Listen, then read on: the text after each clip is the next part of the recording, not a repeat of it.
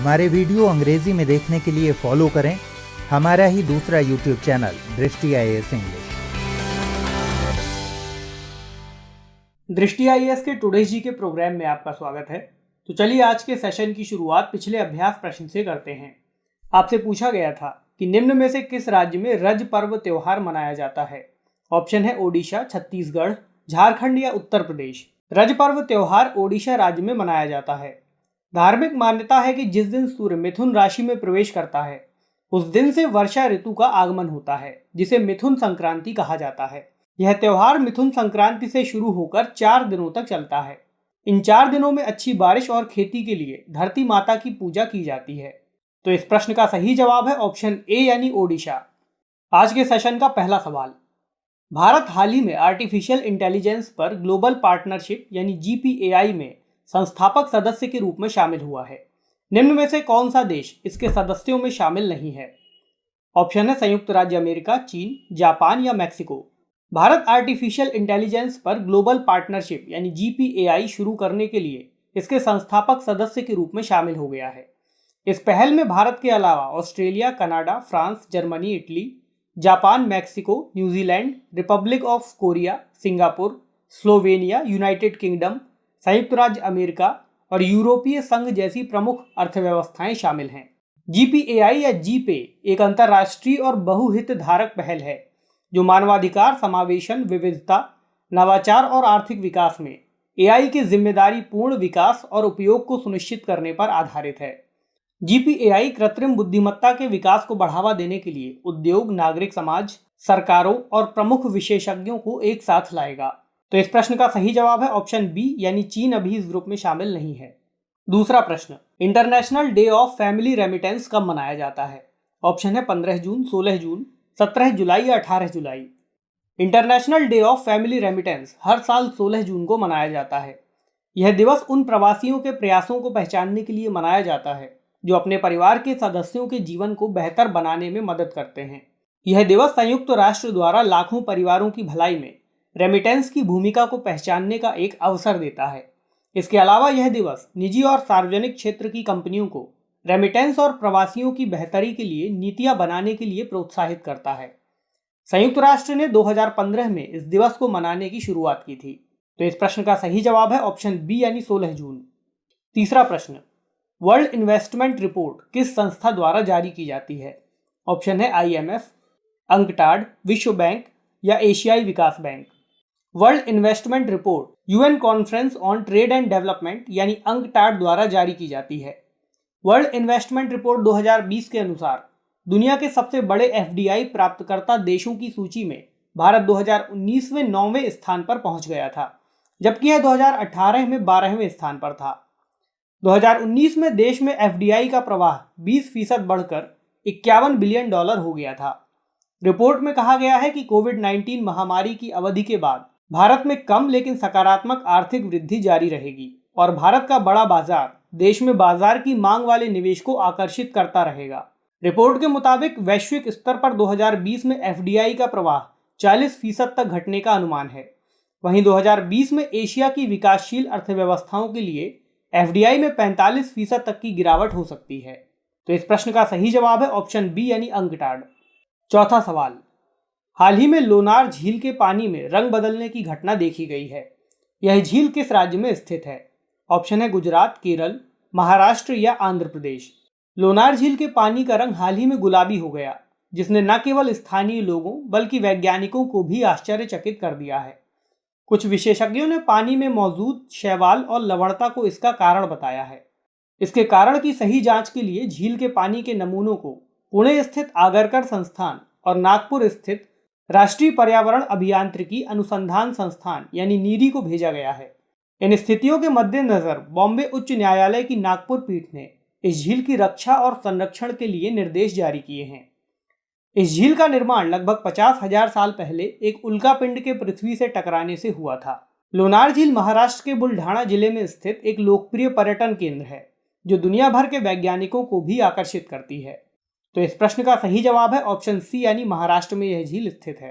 पांचवा प्रश्न, भारतीय रेलवे के मध्य रेलवे जोन ने हाल ही में रेल यात्रियों और रेलवे कर्मचारियों की स्क्रीनिंग और निगरानी बढ़ाने के लिए एक एआई सक्षम रोबोट लॉन्च किया है। इसका नाम क्या है? ऑप्शन है covid robo, captain Arjun, captain covid या रेलवे रोबो। भारतीय रेलवे के मध्य रेलवे जोन ने रेल यात्रियों और रेलवे कर्मचारियों की स्क्रीनिंग और निगरानी बढ़ाने के लिए कैप्टन अर्जुन नामक एक एआई सक्षम रोबोट लॉन्च किया है। यह रोबोट थर्मल स्क्रीनिंग करता है और तापमान को डिजिटल डिस्प्ले पैनल पर रिकॉर्ड करता है। यदि तापमान संदर्भ सीमा से अधिक होता है तो यह एक स्वचालित अलार्म बजाने लगता है। Captain Arjun motion sensor, PTG camera और एक डोम कैमरे से लैस है। ये कैमरे संदिग्ध और असामाजिक गतिविधि को ट्रैक करने के लिए आर्टिफिशियल इंटेलिजेंस आधारित एल्गोरिदम का उपयोग करते हैं। इस रोबोट में वॉइस और वीडियो मोड में दो तरफा संचार व्यवस्था को अपनाया गया है और यह स्थानीय भाषा में भी बोल सकता है। तो इस प्रश्न का सही जवाब है ऑप्शन बी यानी कैप्टन अर्जुन। छठा प्रश्न, निम्नलिखित में से कौन सा या कौन से कथन धन विधेयक के संबंध में सही है या सही है? वे सभी विधेयक जिनमें किसी कर को लगाया जाना, समाप्त किया जाना, परिवर्तित किया जाना या नियमित किया जाना शामिल है, धन विधेयक कहलाते हैं।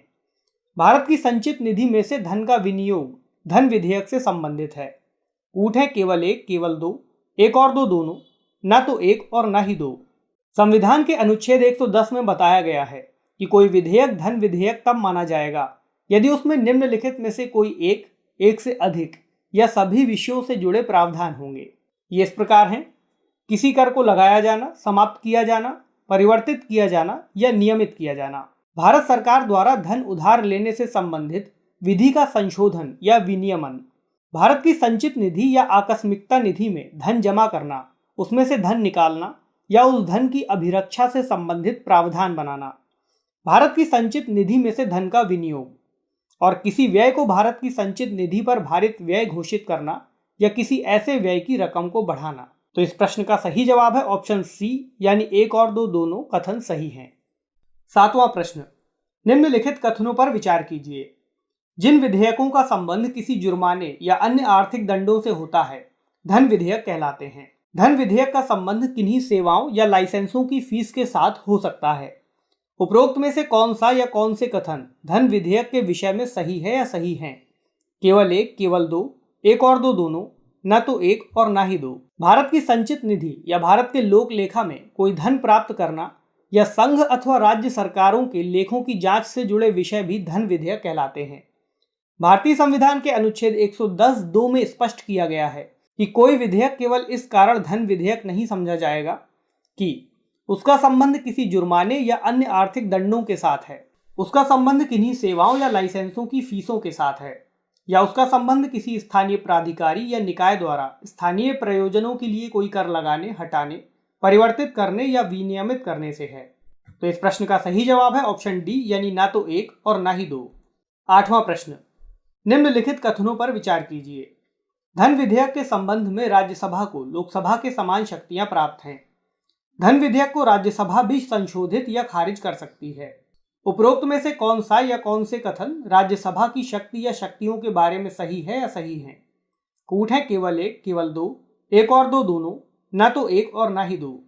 लोकसभा द्वारा पारित कर दिए जाने के बाद धन विधेयक राज्यसभा के पास भेजा जाता है, किंतु इस विधेयक के मामले में राज्यसभा की शक्तियां अत्यंत सीमित हैं। जहां साधारण विधेयकों के मामले में राज्यसभा को शक्ति है कि वह उन्हें संशोधित भी कर सकती है और खारिज भी, वहीं धन विधेयकों को वह न तो संशोधित कर सकती है और न ही खारिज। वह अधिक से अधिक इतना ही कर सकती है कि उनमें संशोधन के लिए सिफारिश करे। इसके लिए उसके पास अधिकतम 14 दिनों का समय होता है।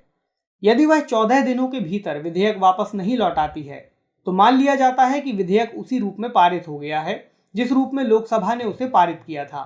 तो इस प्रश्न का सही जवाब है ऑप्शन डी यानी न तो एक और न ही दो। 9वां प्रश्न, धन विधेयक के संबंध में राष्ट्रपति को निम्नलिखित में से कौन सी शक्ति या शक्तियां प्राप्त है या प्राप्त हैं? अनुच्छेद 111 के तहत धन विधेयक के मामले में राष्ट्रपति को यह अधिकार नहीं है कि वह उसे संसद को पुनर्विचार के लिए लौटा सके। धन विधेयक को या तो राष्ट्रपति स्वीकृति दे सकता है या वह विधेयक को रोक सकता है। कूट है केवल एक, केवल दो, एक और दो, दोनों, ना तो एक और ना ही दो। दोनों सदनों से पारित होने के बाद धन विधेयक को राष्ट्रपति के पास भेजा जाता है। लोकसभा अध्यक्ष विधेयक के साथ इस आशय का प्रमाण पत्र पृष्ठांकित करता है कि यह धन विधेयक है। अनुच्छेद 111 के तहत धन विधेयक के मामले में राष्ट्रपति को यह अधिकार नहीं है कि वह उसे संसद को पुनर्विचार के लिए लौटा सके। उसके पास दो ही विकल्प होते हैं, पहला यह कि वह उस पर स्वीकृति दे दे और दूसरा यह कि वह विधेयक को रोक ले। साधारणतः वह विधेयक पर स्वीकृति दे देता है क्योंकि धन विधेयक पेश करने से पहले ही अनुच्छेद 117 के तहत उसकी सहमति ली जा चुकी होती है। तो इस प्रश्न का सही जवाब है ऑप्शन सी, यानी 1 और 2 दोनों। 10वां प्रश्न, संविधान संशोधन विधेयकों से संबंधित उपबंध संविधान के किस अनुच्छेद में उल्लिखित हैं? अनुच्छेद 260, अनुच्छेद 368, अनुच्छेद 169 या अनुच्छेद 239? संविधान संशोधन विधेयक उन विधेयकों को कहा जाता है जो अनुच्छेद 368 में बताए गए उपबंधों पर आधारित होते हैं। भारतीय संविधान के कुछ अनुच्छेदों को साधारण विधेयक के माध्यम से संशोधित किया जा सकता है, जैसे अनुच्छेद 2, 3, 169 और 239 इत्यादि। किंतु ऐसे विधेयकों को तकनीकी तौर पर संविधान संशोधन विधेयक नहीं माना जाता। औपचारिक दृष्टि से संविधान संशोधन विधेयक सिर्फ वे विधेयक होते हैं जो अनुच्छेद 368 में निर्दिष्ट प्रक्रिया के अनुसार पारित किए जाते हैं। संविधान संशोधन विधेयकों के दो प्रकार हैं, संसद के दोनों सदनों के विशेष बहुमत के आधार पर पारित होने वाले संशोधन विधेयक और संसद के विशेष बहुमत के अलावा कम से कम आधे राज्यों के विधान मंडलों के अनुसमर्थन से पारित होने वाले संशोधन विधेयक। तो इस प्रश्न का सही जवाब है ऑप्शन बी, यानी अनुच्छेद 368। तो चलिए आज का अभ्यास प्रश्न देखते हैं। टेलामेडेल निम्न में से किस पारंपरिक थिएटर का एक प्रकार है? ऑप्शन है यक्षगान, भरतनाट्यम, कुचिपुड़ी या रामलीला। तो कमेंट सेक्शन में इस अभ्यास प्रश्न का सही जवाब देना ना भूलें। अगले सेशन में कुछ नए प्रश्नों के साथ आपसे फिर मुलाकात होगी। तब तक के लिए नमस्कार।